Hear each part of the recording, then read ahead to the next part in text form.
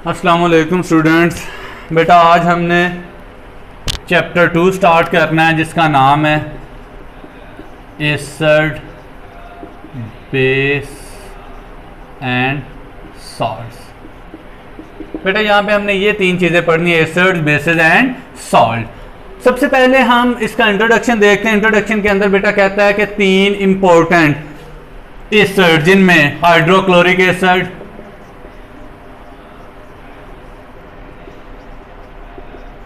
HCl, nitric acid, HNO3 and sulphuric acid H2SO4। बेटा ये तीन एसिड सबसे पहले एक मुस्लिम साइंटिस्ट जिसका नेम था जाबर बिन हयान उसने दरियाफ्त की है। उसके बाद इनकी डेफिनेशन की तरफ चलते हैं। तो सबसे पहले 1787 के अंदर एक साइंटिस्ट था, उसका नाम था लेवाइजर।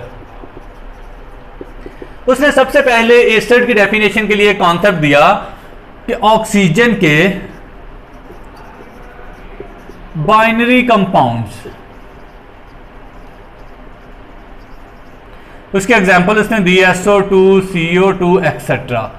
ये चीजें एसिड होती हैं। यानी एसिड की सबसे पहली डेफिनेशन लिवाइजर की तरफ से ये आई कि ऑक्सीजन के जो बाइनरी कंपाउंड है, बाइनरी कंपाउंड यानी दो ऑक्सीजन वाले जो कंपाउंड है वो मोस्टली एसिडिक नेचर के होते हैं। बाई चांस कार्बन डाइऑक्साइड और सल्फर डाइऑक्साइड हैं भी एसिडिक नेचर वाले कंपाउंड, क्योंकि ये दोनों ऑक्साइड नॉन मेटल्स के हैं। और 9th क्लास में आप पढ़ के आए हो कि नॉन मेटल के जो ऑक्साइड होते हैं दे हैव एसिडिक कैरेक्टर, और मेटल के जो ऑक्साइड होते हैं they have basic character and so on.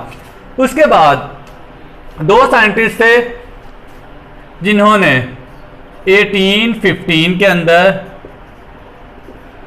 Humphrey and Davy, जिन्होंने कहा कुछ ऐसे कंपाउंड्स भी हैं जो एसिड की तरह बिहेव करते हैं लेकिन उनके अंदर ऑक्सीजन नहीं। उन्होंने अपनी एग्जांपल को HCl की मदद से बावर करवाने की कोशिश की। यानी HCl एक ऐसा कंपाउंड है जिसके अंदर ऑक्सीजन नहीं भी है लेकिन फिर भी वो एसिड के तौर पे बिहेव करते हैं। यानी लिवाइजर की बात को उन्होंने नफी किया कि सारे ऑक्सीजन के बाइनरी कंपाउंड या ऑक्सीजन कंटेनिंग कंपाउंड ही एसिड की तरह बिहेव नहीं करेंगे। कुछ ऐसी चीजें भी हैं जिनमें ऑक्सीजन नहीं लेकिन फिर भी वो एसिड की तरह बिहेव करते हैं। सेम ऐसे ही अगर हम इसकी डेफिनेशन की तरफ चलें तो हमें पता है कि एसिड वर्ड लैटिन लैंग्वेज का है जो निकला है एसिडिस से, जिसके मतलब होता है सोर। और सबसे पहला एसिड जो इंसान को पता चला, this one is the acetic acid, जो कुदरती तौर पे पाया जाता है। एक्चुअली एसिटिक एसिड जो है ये विनेगार में पाया जाता है और लैटिन जुबान में विनेगार को एसिटम का नाम दिया जाता है, इसीलिए इस एसिड का नाम भी एसिटिक एसिड ही पड़ गया था।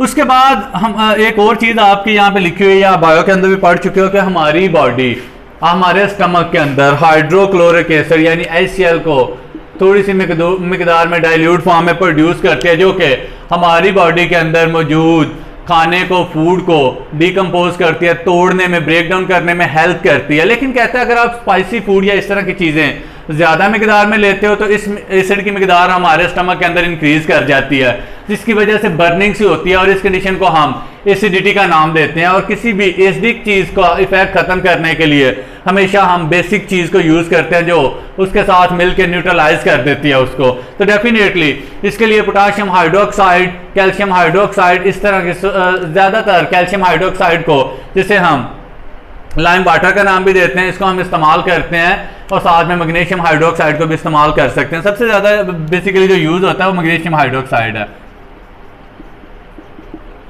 इसको हम इस्तेमाल कर सकते हैं अपने स्टमक की एसिडिटी को रिमूव करने के लिए एंड सो ऑन।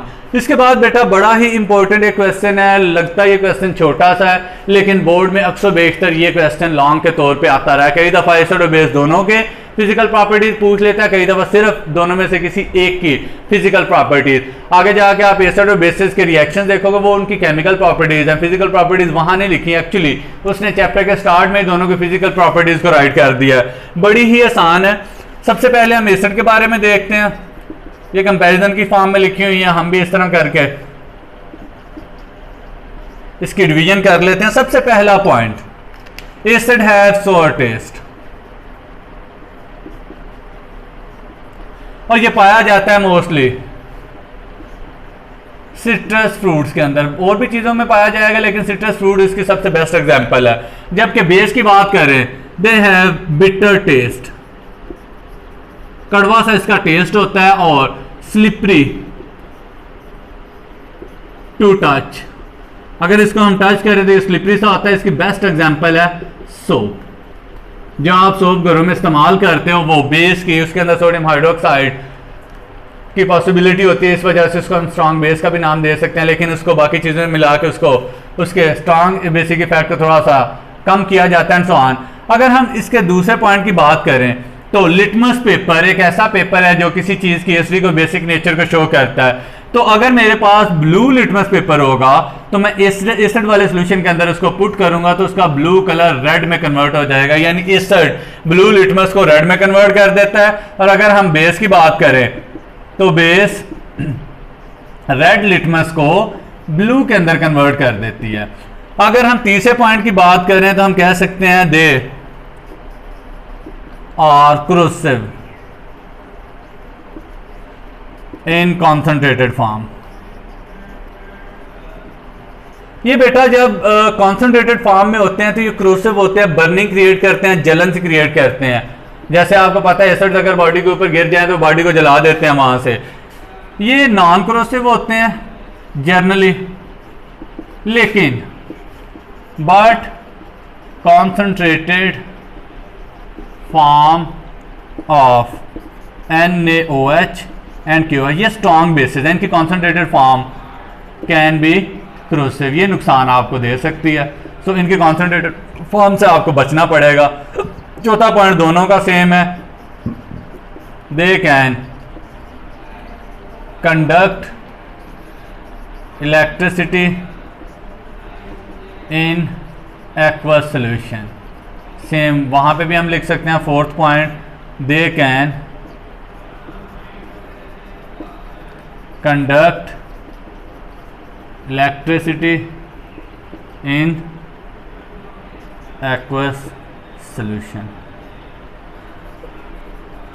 आसान सा कंपैरिजन है बेटा, इसको अगर आप कर लेंगे तो बहुत अच्छी बात है, इजीली ये हो जाएगा। इससे नेक्स्ट जो आपके पास कॉन्सेप्ट है आर्हेनियस का, उसको भी कहते हैं तो करवा देते हैं। तीन कॉन्सेप्ट हैं, तीनों के तीनों कॉन्सेप्ट बड़े इंपॉर्टेंट हैं, उनमें सबसे ज़्यादा आसान आर्हेनियस का बोर्ड के पेपर में अक्सर बेशतर यही कॉन्सेप्ट आता है। सो आप बेटा इस चैप्टर को अच्छी तरह और डिटेल से कीजिएगा। आई होप आपको समझ आ गई होगी। थैंक यू, अल्लाह हाफिज़।